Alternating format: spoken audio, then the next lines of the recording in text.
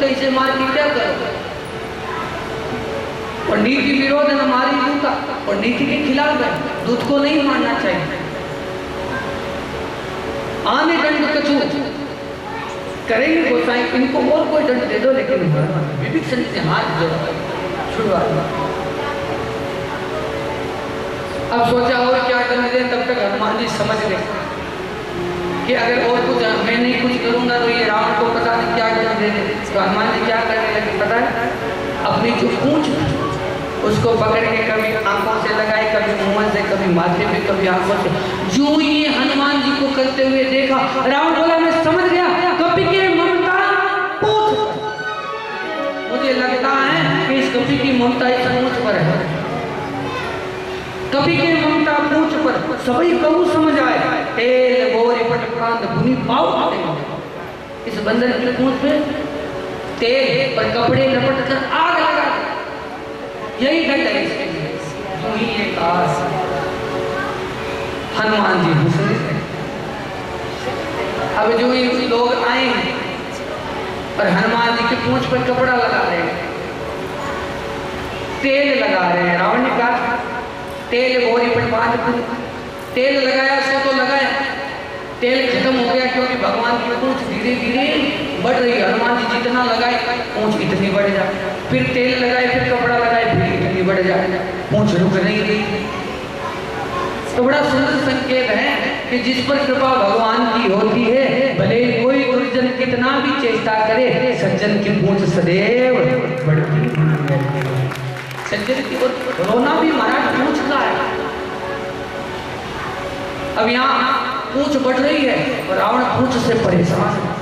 रावण क्या, हम सभी से परेशान है। कहीं को जाते हैं, कोई पूछे नहीं, भाई हम नहीं जाएंगे वहां। क्यों? बोले पहले गए थे, हमको किसी ने पूछा है, ये पूंछ का ही तो है। पूंछ के पीछे सब मरे जा रहे, और पूंछ की सबसे बड़ी बात फलानों को बुलाओ। क्यों? अरे उनकी पूंछ दूर, उनकी पहुंच आगे तक, अभी ये पहुंच।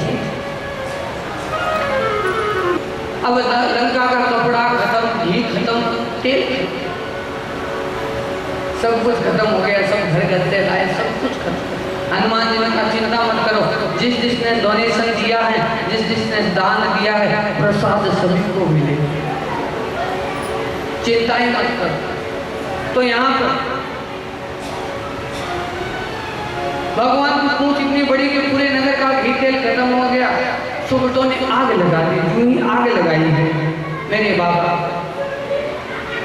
जो अटारियां बनी हुई थी, हनुमान जी जलती हुई पूंछ को लेकर अटारी पे चढ़ गए। जो ही अटारी पे चढ़े, अब हनुमान जी के पास आए थे, क्योंकि पीछे आग लगी, आग ना लगी हो तो पकड़ भी ले, आग लगी हो तो पकड़े भी कौन। अब कोई पास ना आए, और हनुमान जी हर कक्ष में घूमे, जिस कक्ष में जाए उसी कक्ष में आग लगा कर आए। धीरे धीरे धीरे धीरे धीरे धीरे पूरी लंका धू धू धू धू करके जलने लगी, जलने लगी है। सब लोग हाहाकार करने लगे। गोस्वामी जी ने लिखा साधु और क्या फर्क ऐसा कि जरी नगर अनाथ कर जैसा, पूरी नगरी को ऐसे जला दिया जैसे लंका अनाथ हो गई। केवल एक विभीषण जी का घर नहीं जलाया, क्योंकि विभीषण जी साधु है। पूरी लंका को जलाकर हनुमान जी समुद्र तट पे गए, वहां अपनी पूंछ को बुझाया, पुणे लौट कर आए, माँ जानकी को प्रणाम किया है। अब मैंने लंका को तो जला दिया, अब मुझे चलना होगा।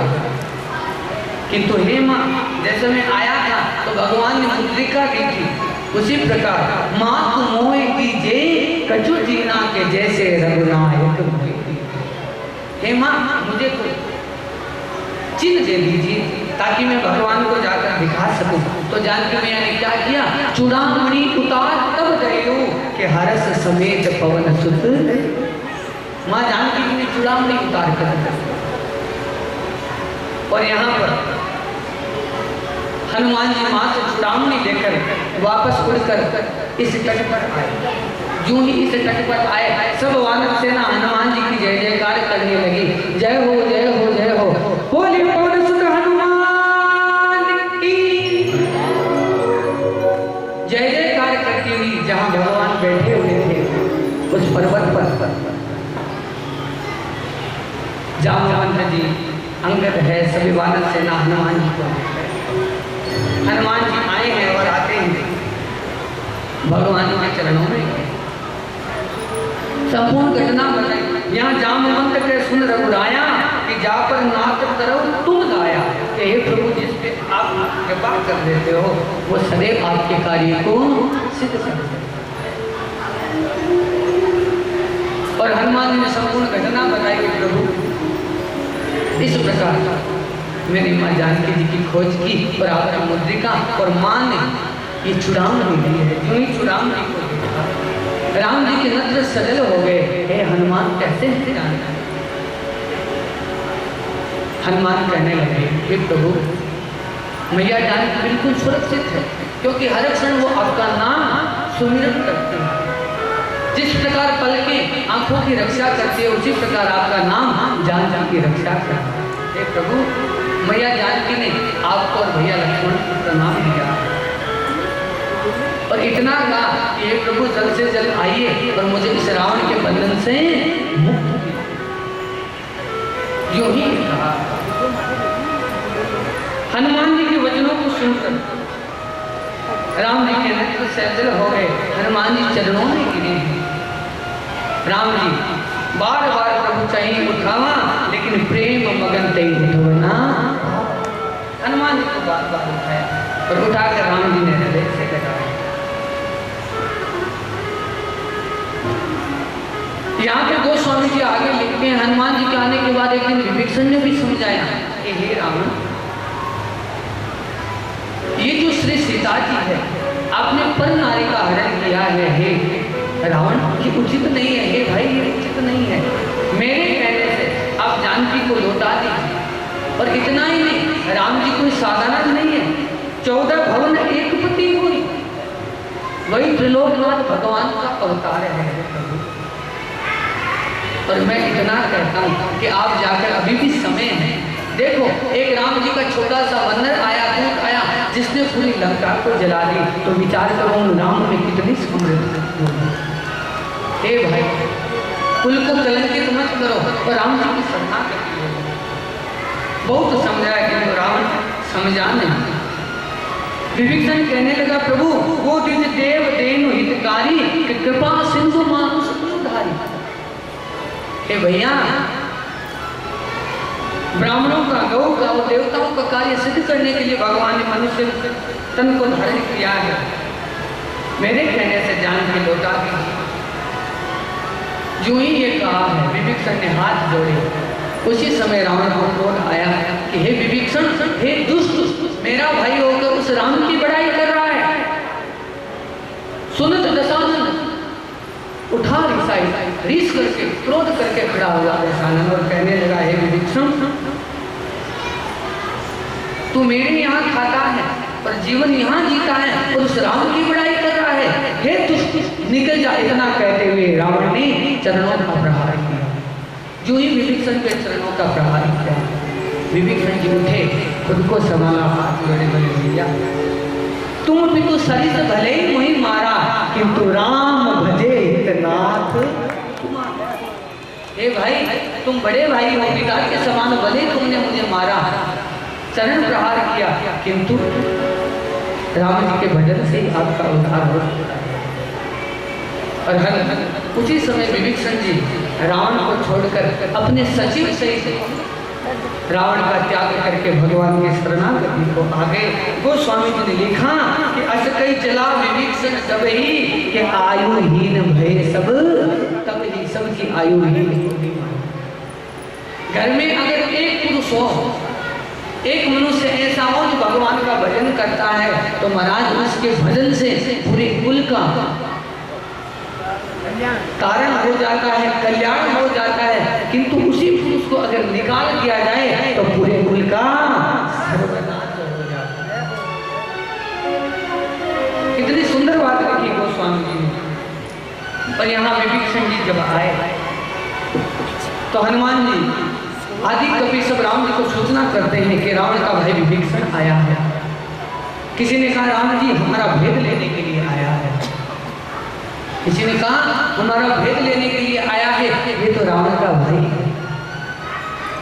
राम जी ने कहा जो भी हो, अगर मेरी शरण में आ गया तो मैं उसकी रक्षा मेरे प्राणों के समान करता हूँ। हनुमान जी जो विभीषण जाए बोले प्रभु ये भेद लेने के लिए नहीं, ये तो सच्चे आपके चरणों के हैं दास। विभीषण जी आए, हाथ बढ़कर राम जी को देखा, नेत्र सहजल हो गए। हे भगवान, राक्षसी कुल में मेरा जन्म हुआ किंतु मैं भजन नहीं कर पाया, मुझे आप अपने शरणागत कीजिए।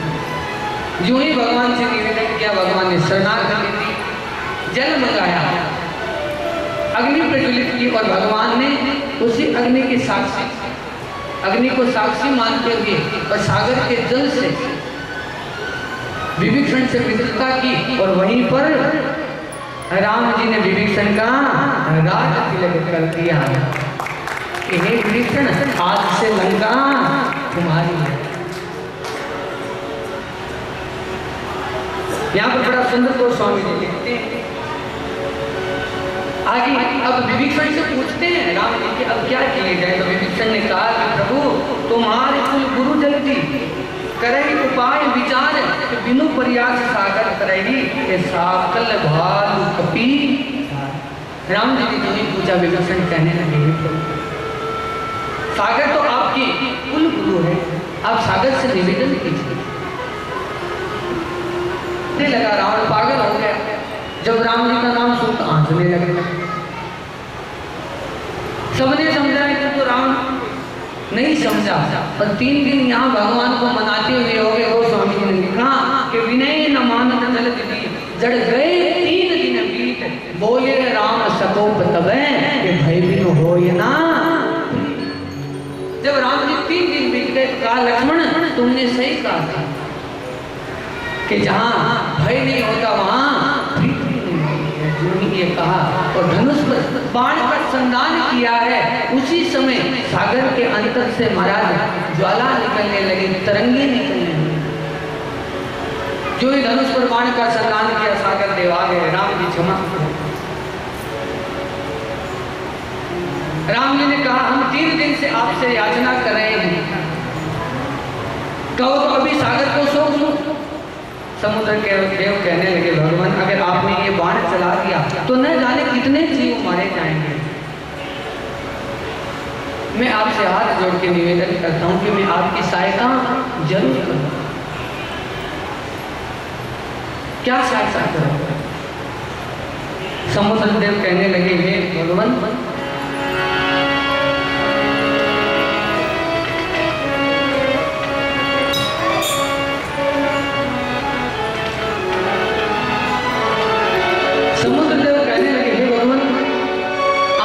सेना है ना, इसमें तो कुशल इंजीनियर कुशल है, इंजीनियर है। तो बोले हाँ, और ऐसे इंजीनियर है कि सागर के ऊपर पुल बना सकते हैं। राम जी ने कहा कौन है? समुद्र देव हाथ जोड़कर कहने लगे हे भगवान कि नाथ नील नयन कपि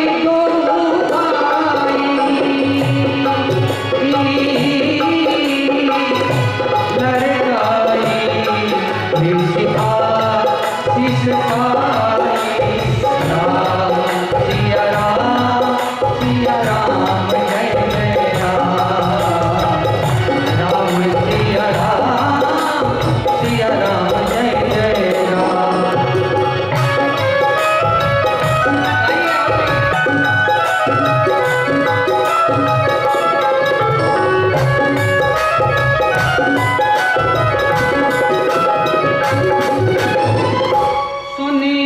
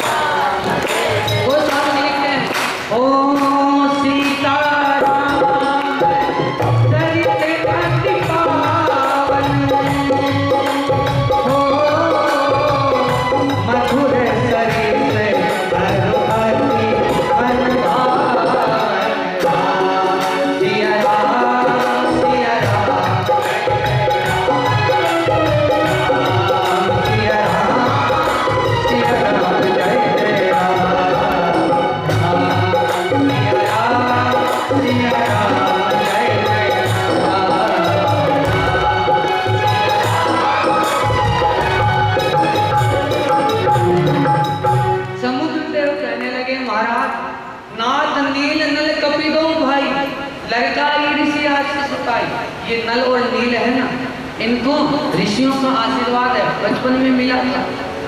क्या आशीर्वाद? कि तिनके परस किए गिरी भारी, ये जिन पत्थरों को छू लेते हैं तरह ही जलती प्रताप कुमार। और हे राम जी, आपकी प्रताप से वह पत्थर तिरने लगते हैं, सागर में कभी डूबते नहीं हैं। जो ही समुद्र देव ने बताया, समुद्र देव अंतर्ध्यान में। यहाँ पर मेरे गोस्वामी बाबा ने सुंदरकांड को विराम करते हुए लंका कांड को प्रारंभ किया। अब सब जितने भी वानर सेना थी सब पत्थर लाने लगी, सब पत्थर लाने लगी और नल और नील पत्थर छोड़ने लगे। जो ही जल में पत्थर छोड़ा, पत्थर पानी में तैरने लगे। अब तैर तो रहे थे लेकिन समस्या हो गई। क्या? जो ही पत्थर छोड़े नल और नील, पानी में तैर तो रहा लेकिन टिके नहीं। ये टिकना ही सबसे बड़ी गड़बड़ी है हमारा। जिसके टिकाव हो जाए ना, स्थिति टिक जाए ना, तो उसके तो धैर्य से आराम बल्ले बल्ले है हमारा। अब होता क्या है, कथा सुनते हैं जब तक तो राम जी का नाम टिकता है, जो कथा सुननी बंद वो इधर उधर हो जाए तो टिकना बड़ा मुश्किल है। स्थिरता जीवन में होनी बड़ी मुश्किल है, क्योंकि स्थिरता जिसके हो जाती है उसको ना तो कोई रोग सताता है, ना कोई दुख सताता है, ना कोई खुशी हासिल देती है। वो सहज रूप से रहता है, शंकर जी की तरह। कोई जन्मे तो मतलब नहीं, कोई मरे तो मतलब नहीं, उदासीन संशय सब।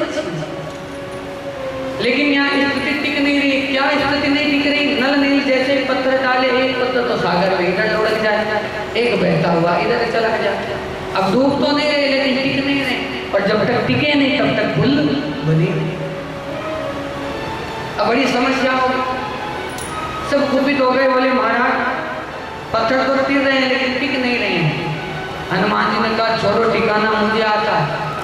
बोले कैसे टिकाओगे? बोले इधर लाओ, सब पत्थरों को मेरे पास लाओ। तो टिकाया कैसे पता है? एक पत्थर पे तो हनुमान जी ने रा लिखा और दूसरे पत्थर पर मैं लिखा। जो ही राम और मैं लिखा, एक एक पत्थर पर राम और मैं आपस में टिकने लगे और पत्थर आपस में जुड़ने लगे। सुंदर संकेत ये कि जीवन में हम भी अपने अपने अलग अलग भाव से इस कथा में आते हैं, लेकिन जो ही राम जी की कथा सुनते हैं तो सब एक भाव होकर राममय होकर अपने घर को। तो यहाँ पर सब पत्थर चिपकने लगे। यहाँ पर गोस्वामी जी ने लिखा कि जो ही पुल बनकर तैयार हुआ है, राम जी को सूचना मिली कि हे राम जी पुल बनकर तैयार होगा। और जो ही राम जी को मिली उधर रावण को मिली है कि उन्होंने सागर पर पुल बना लिया। राम जी ने कहा पुल तो बन गया लेकिन ऐसे नहीं जाएंगे। तो गोस्वामी जी ने लिखा लिंग थाप विधिवत करी पूजा। यहाँ पर श्री राम जी ने लिंग थाप यानी भगवान शंकर की स्थापना है, और जिस जगह स्थापना की वो स्थान आज रामेश्वरम के नाम से जगत में। जो ही लिंग की पूजा हुई, भगवान की स्थापना हुई, पूरी सेना राम जी अपने संग इस पार से इस पार आ गए। जो ही इस बार आए, रावण को पता लगा कि राम जी सेना को लेकर लंका की तरफ आ चुके हैं। रावण को जो ही पता लगा कि राम जी आ चुके हैं तो रावण की जो प्रजा है उसमें भय हो गए। क्या हो गया? बोले एक वानर आया था जिसने लंका को जला दिया, और राम वो है जिसने समुद्र पर पुल बना दिया। अब हम जीतने वाले नहीं। रावण समझ गए कि प्रजा का जो मनोबल है वो टूट रहा है। रावण कहा डरो नहीं, इसमें कौन सी बड़ी बात है, ये तो जादूगर वाली बात है। बोले महाराज आपको आता है ये जादू करना? बोले हाँ आता। ले चलो। तो रावण भी अपनी पूरी सेना को सागर के किनारे लाया रात के समय। बोले पानी पे पत्थर तैराना कोई बड़ी बात नहीं है, मैं भी तैरा सकता हूँ। तो रावण ने एक पत्थर उठाया और पानी में छोड़ा, छोड़ा पत्थर तैरने लगा। जो ही पत्थर तैरा, प्रजा बड़ी खुश हुई। बोले अब हमें राम से डर नहीं, हमारे राजा भी पानी पर पत्थर तैरा। प्रजा में वापस उत्साह हो गया। मंदोदरी को जब पता लगा, मंदोदरी ने रावण से पूछा हे प्राणनाथ, मुझे पता कि तुम इतने दुष्ट हो इतने कुकर्मी हो जिसको छू दो वो डूब जाए, तिर तो सकता है, लेकिन तुमने पत्थर को तैराया कैसे? सच सच बता। रावण कहने लगा, मंदोदरी, प्रजा का उत्साह टूट रहा था, सेना का उत्साह टूट रहा था, इसलिए मैंने पत्थर को पानी में ये कहकर तैराया, पत्थर के नीचे धीरे से राम जी का नाम लिखा और कहा, सौगंध है राम की अगर डूब मुझ में पत्थर तैराने का बल नहीं है। यही सागर देव ने कहा कि हे समुद्र देव ने कहा कि राम जी पत्थर तो तैरेंगे लेकिन तैरेंगे आपके प्रताप से।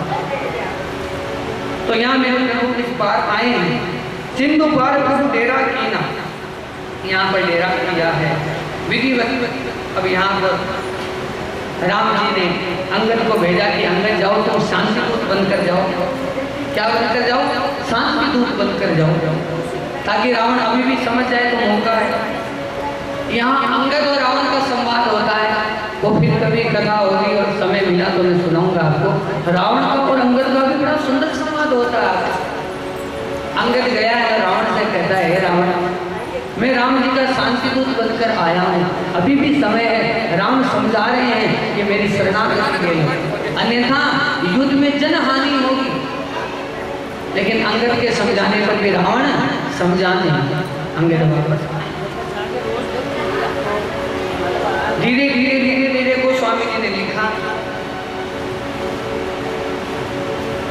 कि 4 दरवाजे थे, लंका के चारों तरफ की सेना बनाई गई। राम जी ने भी कहा है विभीषण, अब हमारे पास कोई उपाय नहीं है, सेना को तैयार किया जाए। राम जी ने भी अपनी सेना को तैयार किया और रावण की तरफ भी सेना तैयार हुई। सर्वप्रथम युद्ध, रावण ने कुछ सूतों को भेजा, भगवान से युद्ध किया, भगवान ने उनको प्राप्त किया। धीरे धीरे धीरे धीरे रावण जानता था कि ये परमात्मा है, लेकिन अगर पहले मैं युद्ध करने के लिए जाऊंगा तो मैं मारा जाऊंगा, तो ये युद्ध करेंगे, जानकी को लौटा देंगे, तो ये यही सब रह जाएगा, इनकी मुक्ति नहीं होगी। तो रावण ने पहले संपूर्ण अपने कुल को भेजा कि जाओ तुम लड़ो। तो यहाँ गोस्वामी जी लिखते हैं कि एक दिन ऐसा समय आया कि युद्ध करने के लिए मेघनाथ को भेजा गया। जो ही मेघनाथ आया है, गोस्वामी जी लिखते हैं, लक्ष्मी न मेघनाथ को जोधा, भरहि भरत पर अटेर क्रोधा, एक ही एक सकई नहीं जीते, निश्चर खल बल करहि अनीते।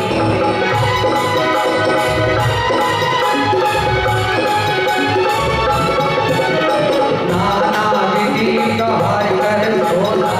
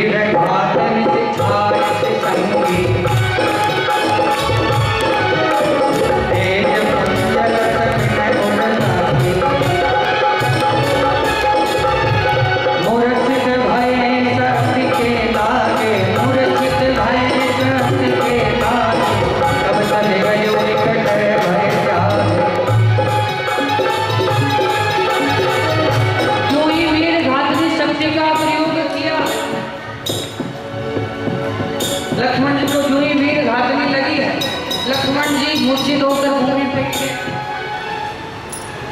और मूर्छा आ गई। गोस्वामी जी ने लिखा मूर्छा वही शक्ति के लागे। लक्ष्मण जी मूर्छित होकर गिरे, जो ही गिरे इंद्रजीत प्रश्न हुआ, जय जयकार करता हुआ वापस युद्ध को लेकर गया, सेना को लेकर गया, लंका चला गया। और यहाँ हनुमान जी सब युद्ध कर रहे थे, लखन जी को उठाकर। अब जो ही लखन को देखा राम रोने लगे, ये लक्ष्मण ये तुम्हें क्या है?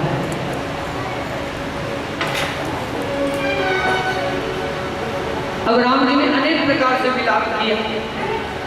अब क्या हो, जो ही ये कहा जामवंत जी कहने लगे, हे हनुमान, हे राम, अगर लक्ष्मण के प्राण अगर कोई बचा सकता है तो वो है वेद सुशेष।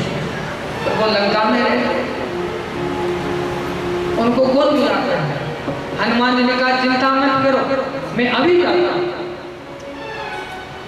जामवंत कहे वेद सुसेना के लंका रही को बढ़ी नहीं कि लंका रहे, लंका में निवास है। हनुमान जी ने कहा मैं जाता हूं। धरी लघु रूप गए हनुमंता, छोटे बनकर उसी समय हनुमान जी उड़े और वहां गए जहां वेद सुसेन को देखा तो वेद सुसेन शयन कर रहे थे। हनुमान जी ने विचार किया इनको कौन जगाएगा और पूरी घटना बनाएगा, फिर आएंगे कि नहीं आएंगे, अपने इतना कुछ करना ही नहीं। वो घर में सो रहे थे, उनके घर समेत हनुमान जी उठाकर राम जी के डेरे पर गए। जो ही डेरे पर लाए, यहाँ पर पहले वेद सुसेन ने मना कर दिया, लेकिन यहाँ राम जी ने वेद को अपने धर्म का बोध करवाया। तो वेद सुसेन ने देखा और कहने लगे राम जी आपका भाई जीवित तो हो सकता है, किंतु कल सुबह सूर्य उदय से पहले अगर पूर्व में संजीवन आ जाए, द्रोणागिरी पर्वत के ऊपर संजीवन होती है, वो अगर लाकर लक्ष्मण को पिलाई जाए तो हो सकता है लक्ष्मण के प्राण बच सकते। अब कौन जाएगा? राम जी कहने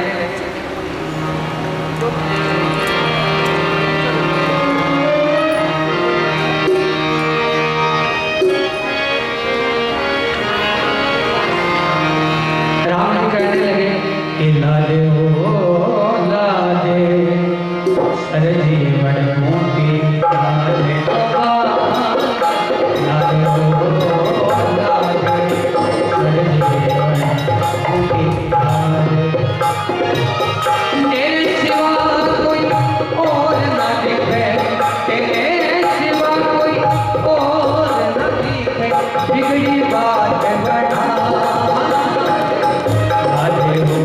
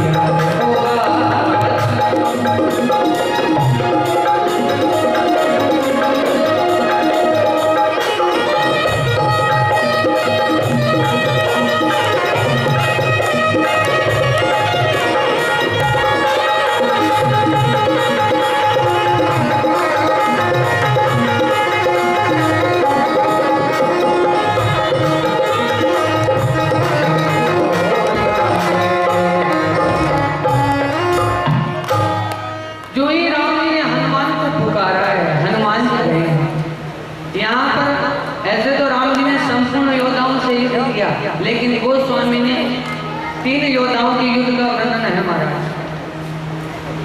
कुंभकर्ण के संग, मेघनाथ के संग और रावण के संग, क्योंकि पुतला भी तीनों को जला दिया था। तो यहाँ हनुमान जी गए हैं और बीच में रावण ने कालनेमी को भेजा हनुमान जी को रोकने के लिए, लेकिन भगवान हनुमान जी ने कालनेमी को भी परास्त करते हुए द्रोणागिरी पर्वत पर गए और वहां देखा कि चारों तरफ मुझे तो ये जितनी भी औषधियां हैं सब चमक रही है, इनमें से संजीवनी कौन सी है, मैं कैसे पहचानूंगा? बड़ी समस्या हो जाती। तो क्यों ना मुझे समझना क्या है, क्यों ना पूरे पर्वत को ही ले चले, माताओं शांति बनाए रखो, सबके पास आ जाएगा। हल्ला करना है, बोलना है नहीं आज का, चुपचाप प्रसाद मिले ग्रहण करो। यहाँ हनुमान जी ने पूरे पहाड़ को उठाया और वापस रामादल की तरफ आ रहे। भरत जी ने देखा ये कोई असुर है, राम जी है नहीं, तो अयोध्या पर कहीं पहाड़ गिरा देगा तो अयोध्या की प्रजा मारी जाएगी। तो भरत जी ने यहाँ पर बाण चलाया था, जो ही बाण चलाया सीधे जाकर हनुमान जी के पैरों यानी घुटनों पर लगा। हनुमान जी राम राम करते हुए नीचे गिरे। जो ही गिरे हैं भरत जी समझ लीजिए क्या हो गया, मैंने जो बाण चलाया वो तो राम जी का भगत है। बाण के प्रभाव से जो ही पीड़ा दूर हुई, भरत जी ने पूछा आप कौन है? हनुमान जी ने संपूर्ण घटना बताई। लक्ष्मण जी को शक्ति लगी हुई राम दूत हूँ और रामादल की तरफ जा रहा था। भरत जी ने कहा मुझसे क्षमा कीजिएगा, अगर विलंब हो गया तो मैं अपनी शक्ति से हनुमान जी ने कहने में चला जाऊंगा। भरत से मिलते हुए हनुमान जी रामादल में आए। यहाँ वेद शिष्य ने संजीवन को मिलाया तो लक्ष्मण को जो ही मिलाई है, लक्ष्मण जी वापस जगह पर खड़े हो गए। दोनों भाई आपस और राम जी यहाँ कहते हैं कभी हे हनुमंत, मैं तुमसे कभी पूरी नहीं हो सकता। देखिए हनुमान जी का इतना कार्य सरोकार है कि एक समय जब हनुमान जी राम जी आ गए थे अयोध्या, देखिए कितनी सुंदर कथा है। शांति बनाए रखिए महाराज, बोलने की आपको जरूरत कहाँ पड़ रही है मुझे समझ नहीं आ रहा।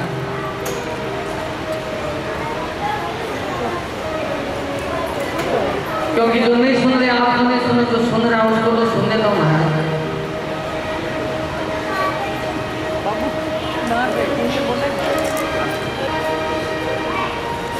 जो ही प्रभु अयोध्या आए हैं, जब जब राम जी हनुमान आप नीचे नहीं कर ले तो क्या बता? बोले मुझे शर्म आ रही किस बात की?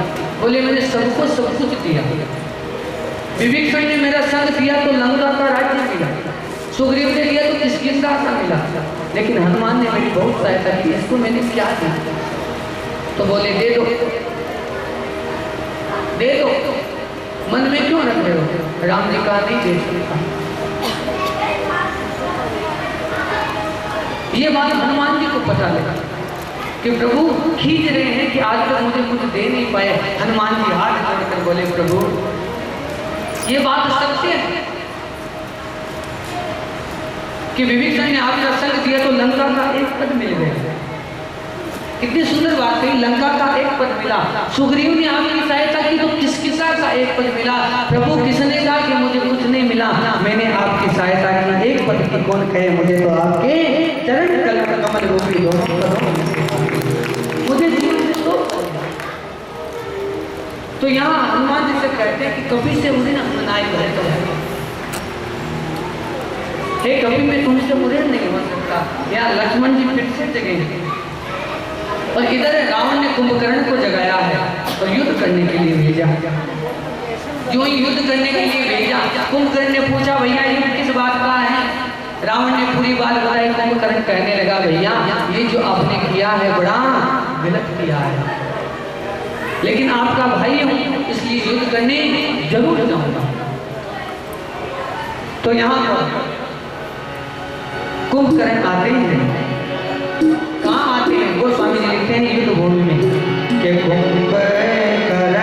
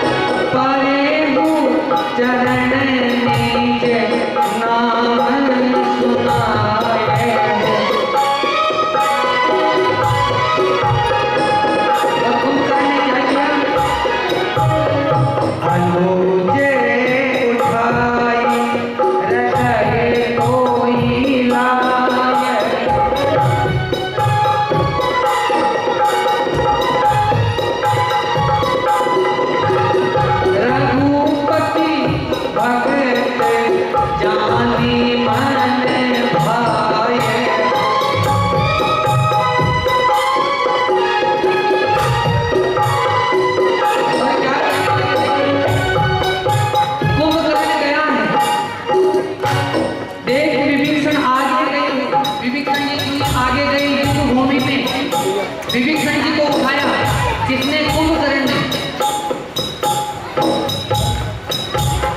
उठाया और अपने गले से लगा लिया। जो ही गले से लगाए हैं कुंभकर्ण के नेत्र सजल हो गए। विभीषण जी कहने लगे, हे विभीषण धन्य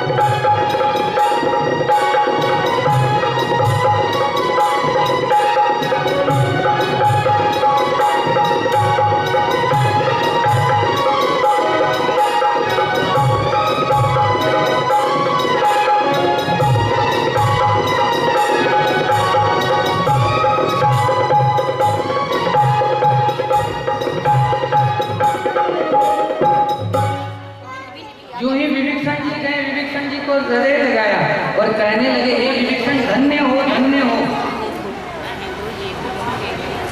हे विभीषण धन्य धन्य थे, धन्य विभीषण आप धन्य हो। क्यों धन्यवाद दिया? कि आपने राम जी की शरणागति को ले लिया। अब जाइए भाई, अब राम जी को भेजिए। जो ही मेरे ठाकुर आए हैं, कुंभकर्ण से युद्ध करते करते मेरे राम जी ने कुंभकर्ण का उद्धार कर दिया। बोलिए रामचंद्र भगवान।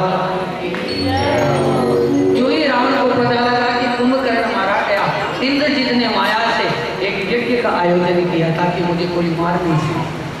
विभीषण को जो ही पता लगा भगवान इंद्रजीत मायावी यज्ञ कर रहा है, वानरों को भेजिए। हनुमत आदि सब वानर सेना लेकर गए और इंद्रजीत के उसी यज्ञ का विध्वंस कर दिया। इंद्रजीत विध्वंस होने के बाद अगले दिन युद्ध भूमि में आया और जो ही युद्ध भूमि में आए हैं लक्ष्मण जी गए, बोले भैया इसने मुझे युद्ध करने दो। अब यहाँ पर लक्ष्मण जी युद्ध करते करते बहुत प्रकार से इंद्रजीत ने माया का प्रयोग किया, किंतु आज लक्ष्मण ने युद्ध करते इंद्रजीत का उद्धार कर दिया। बोलिए लखनलाल सरकार की। अब सब धीरे धीरे भगवान से युद्ध करते हुए रावण का संपूर्ण जो साम्राज्य था, संपूर्ण वंश था, सब मारा गया। एक दिन रावण स्वयं बचा था, कोई बचा नहीं, पूरे कुल में सब मारे। रावण आया है स्वयं युद्ध करने के लिए। जो ही रावण आया तो रावण किस पर आया? रथ पर सवार होके आया। कहाँ है भवानी असवार होके आया। गोस्वामी जी ने लिखा कि रावण रथी विरक्त रघुवीर। रावण तो रथ पर है और भगवान भूमि पर है। जितने भी असुर थे सब रथ पर आते थे, लेकिन राम जी लक्ष्मण जी भूमि पर। तो इंद्र आदि सब देवताओं ने अपने रथ को भेजा कि आज रावण से युद्ध करेंगे, तो अपना रथ भेज दिया जाए। देवताओं ने भगवान के लिए रथ भेजा। भगवान रथ असवार हुए। भगवान जो ही रथ असवार हुए, रावण और राम जी में भयंकर युद्ध हुआ। युद्ध करते करते करते करते भगवान रावण के 10 बार शीश काट दिए। जब शीश काटे वापस आ जाए, तब शीश काटे वापस, जो ही भुजाओं में मारे भुजा कटे वापस आ जाए। राम जी कहने लगे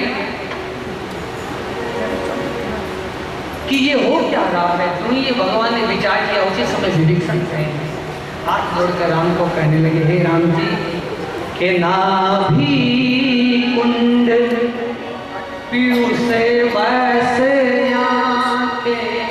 कि प्रभु इस दुष्ट की नाभि में अमृत कुंड है। जब तक आप वह नहीं सौंपोगे तब तक ये अत्याचारी पापी मरने वाला है। यूं ही ये कहा है कि सुनते विभीषण वचन कृपाला कि हर्ष गए कर बाण कराला। जो ही विभीषण जी ने यूं कहा है, राम जी ने धनुष की प्रतंजा पर बाण चढ़ाया। जो ही प्रतंजा को खींचा है, मंदोदरी का मन कुपित होने लगा। मंदोदरी को अब स्वप्न दिखाई देने लगे। यहाँ गोस्वामी जी लिखते हैं कि अशुभ होने लगे तब नाना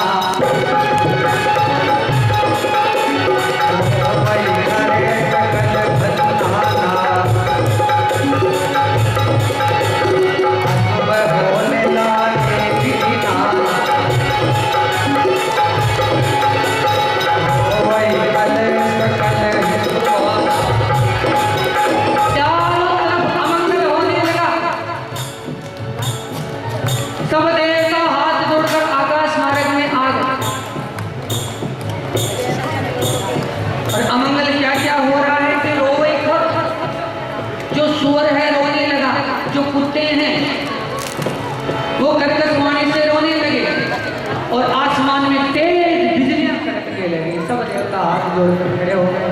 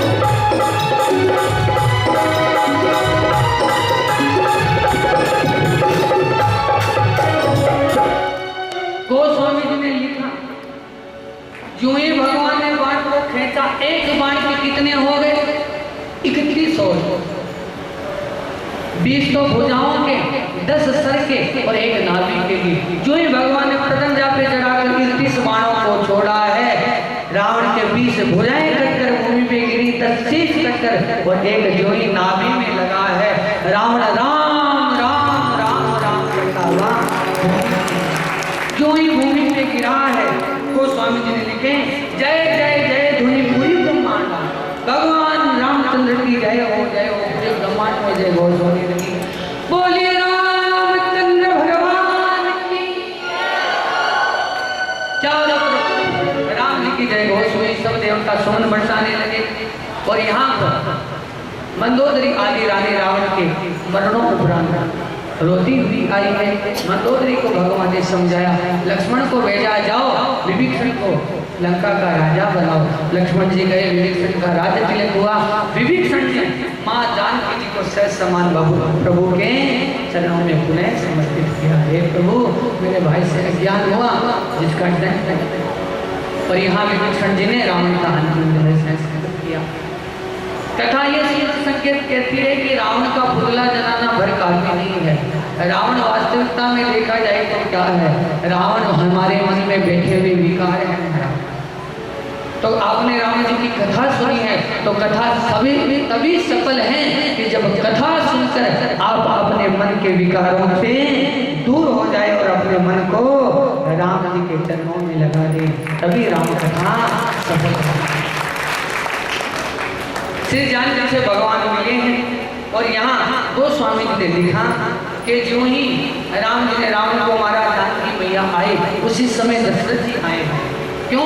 क्योंकि दशरथ जी को अभी तक मोक्ष नहीं मिला था। दशरथ जी ने राम जी को दर्शन दिए तो लक्ष्मण जी ने और राम जी ने दोनों ने अपने पिताजी का तर्पण किया। जो ही तर्पण किया है, राजा दशरथ उस तर्पण को स्वीकार करते, जय जयकार करते हुए भगवान के धाम हो गए। और यहाँ पर गोस्वामी जी लिखते हैं कि 4 घाट पर राम जी की कथा चल रही थी और जय जयकार करते हुए दशरथ जी गए, राम जी पुनः आए हैं। कहाँ? लंका से अयोध्या। और उससे पहले हनुमान जी को भेजा कि जाओ भरत जी को सूचना करो कि राम जी आने वाली हैं और मेरे ठाकुर पुष्पक विमान पे आरूढ़ होकर लंका से अयोध्या आए। और जो ही अयोध्या आए हैं, भरत जी को पता लग गया राम जी आ रहे हैं, तो पूरी अयोध्या भगवान के आने की तैयारी करने लगी। अयोध्या में चंवर सजाए गए, मंडल सजाए गए और भगवान के आगमन की तैयारी हुई। जो ही मेरे ठाकुर पधारे हैं, राम जी अयोध्या की भूमि पे उतरे हैं और तीनों माताओं को प्रणाम किया। सब अयोध्यावासी राम जी से मिले और भगवान के वलकल जो वस्त्र थे वो भी उतारे, नए वस्त्र पहनाए। अब कोई कहने लगा राम जी आ गए, राम को आपने मारा। और यहाँ पर गोस्वामी जी लंका कांड विराम करके उत्तरकांड प्रारंभ करते हैं। आप आ तो गए, आपको राज तिलक दे दिया जाए। राम जी ने कहा आज तो आए हैं, आज की क्या जरूरी, कल दे देना। भरत जी ने कहा नहीं भगवान, आज और कल के बीच में ये रात तो आनी ही नहीं चाहिए, रात में जो होता है सब गड़बड़। तो आज ही आपका राज तिलक होगा। गोस्वामी जी लिखते हैं कि मेरे प्रभु सबसे मिले और यहाँ पर मेरे प्रभु सबकी आज्ञा पाकर माँ सीता सहित, प्रभु अकेले विराजमान नहीं है, माँ सीता सहित प्रभु आसन पे विराजमान हुए। जो ही राम जी आसन पर बैठे हैं, प्रथम तिलक वशिष्ठ मुनि की ना, राम जी के प्रथम तिलक किया और इस प्रकार राम जी की पुनः अयोध्या में स्थापना। और यहाँ पर सब कहने लगे क्या, सजा तो घर पगुल सनसा मेरे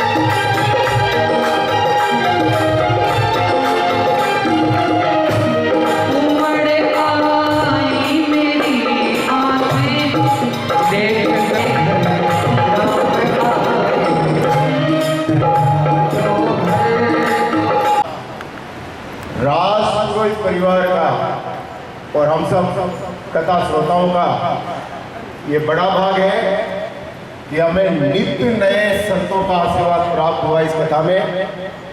इसी श्रृंखला में सियाराम बाबा की बगीचे के महंत श्याम सुंदर जी महाराज हमारे बीच में आज पधारे हैं। सभी तालियां बजाकर इनका स्वागत करें। सियाराम बाबा की बगीचे के महंत श्याम सुंदर जी महाराज को अभी महाकुंभ में महामंडलेश्वर की उपाधि मिली है। बोल श्यावर रामचंद्र की। इस बात का हमें गर्व नहीं, पूर्ण अभिमान है। बोल श्यावर रामचंद्र की। अब बाबा जी के स्वागत के लिए अब सामने हो गई जो सामने सामने सामने फोटो दिया होगा सारे सारे।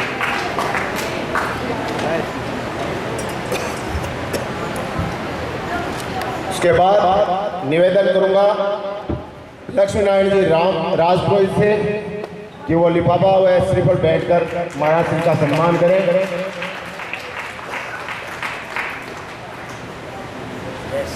और लक्ष्मी नारायण जी से अनुरोध करूंगा कि वो बाबा जी के साथ आए महानुभाव का माल्यार्पण का स्वागत करें।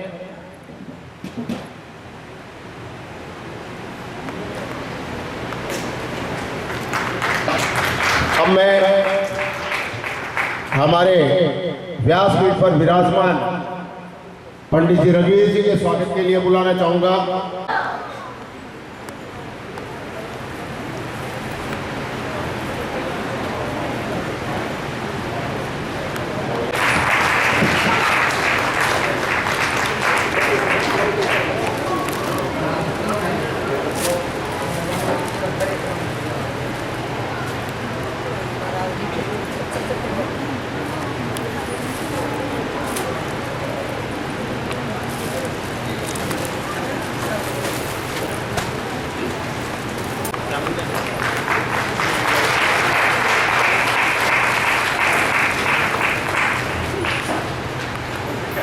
इसी श्रृंखला में मैं निवेदन करूंगा भवानी जी से, टीटू जी से,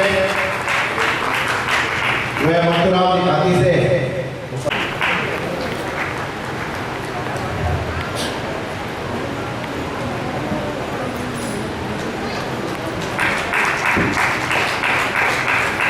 जितनी भी सत्याएं इस संसार में विद्यमान है उसमें सर्वोपरि मातृशक्ति सबसे महान है। तो सभी को तो मंच पर बुलाना संभव नहीं है। चार चुनिंदा माता बहनों को मैं जो हमारी इस कथा संचालन में सहयोग भी किया है बुलाना चाहूँगा। बिमला देवी जी, सामरिया, विशाखा जी, समीक्षा जी और शांति देवी जी से इनसे मैं आग्रह करूंगा मंच पर पधारें।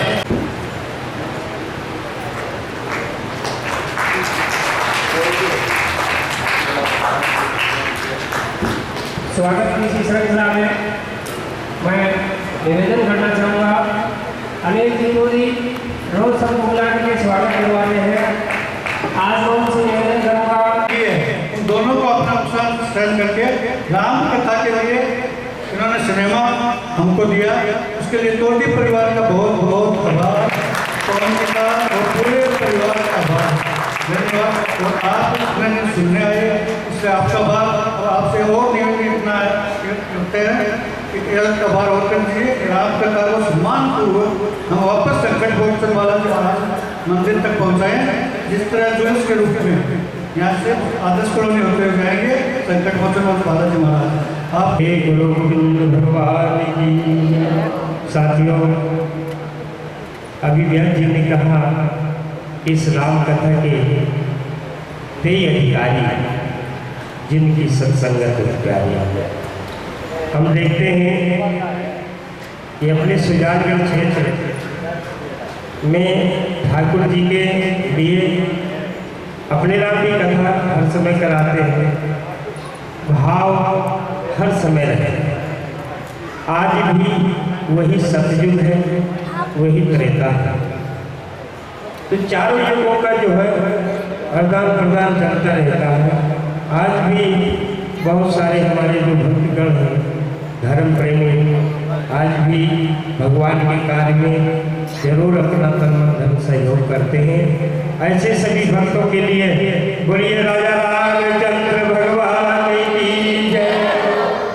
और हनुमान जी महाराज का कथन है कि जब तक ये रसातल में, भूतल में राम कथा होगी, कहीं भी हो, तब तक मैं यहाँ मृत्युलोक का राजा रहूँगा।